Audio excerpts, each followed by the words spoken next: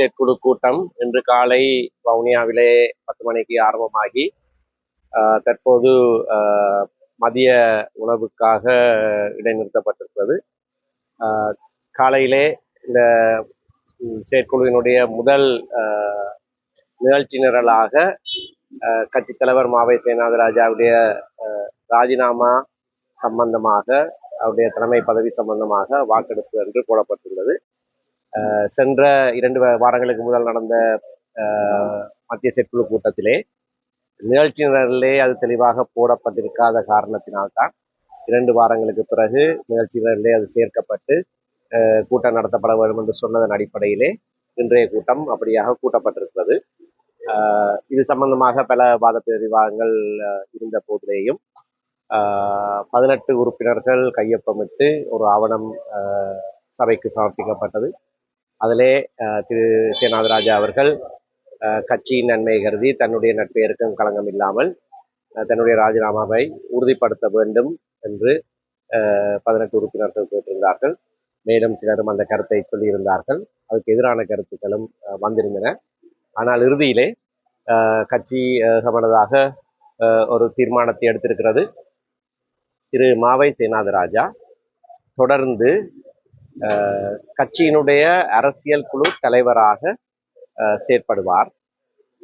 தலைமை பதவி எஞ்சிய காலத்துக்கு, என்னுடைய யாப்பிலே சொல்லப்பட்டிருக்கிறது, தலைவர் ராஜினாமா செய்தால் எஞ்சிய காலத்துக்கு இன்னொருவர் நியமிக்கப்பட வேண்டும் என்று.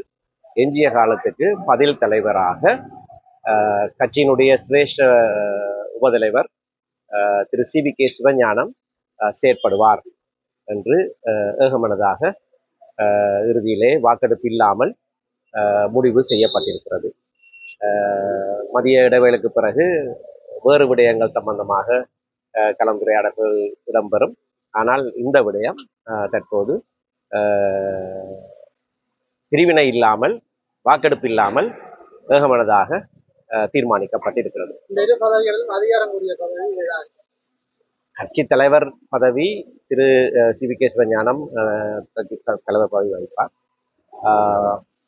அரசியல் குழு என்பது குழுவாக எடுக்கிற தீர்மானங்கள் மத்திய செயற்குழு சந்திக்க முடியாத தருணங்களிலே அரசியல் குழு கூடுவது வழக்கமாக இருக்கிறது.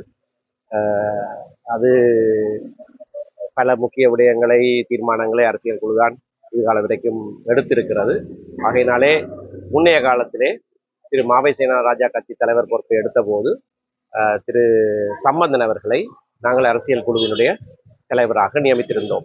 அதன் அடிப்படையிலே தான் இப்பொழுது திரு CVK சிவஞானத்தை எஞ்சிய காலத்துக்கு பதில் தலைவராக கடமையாற்றும்படி தீர்மானிக்கிற போது அரசியல் குழு தலைவராக திரு மாவை சேனாதிராஜாவை தொடர்ந்து வகிப்பார் என்ற தீர்மானத்தை எடுத்திருக்கோம். போடப்பட்ட வழக்கு அது திரு வைத்தியர் சிவமோகன் தான் நீங்கள் கேட்க வேணும். அவர் தான் அந்த வழக்கை தாக்கல் செய்திருக்கிறார். ஆனால் வழக்கில் எந்த விதமான கட்டளைகளும் பிறப்பிக்கப்படவில்லை. ஆகையினால அந்த வழக்கு குறித்து நாங்கள் எதுவும் கருத்து தெரிவிக்கவில்லை.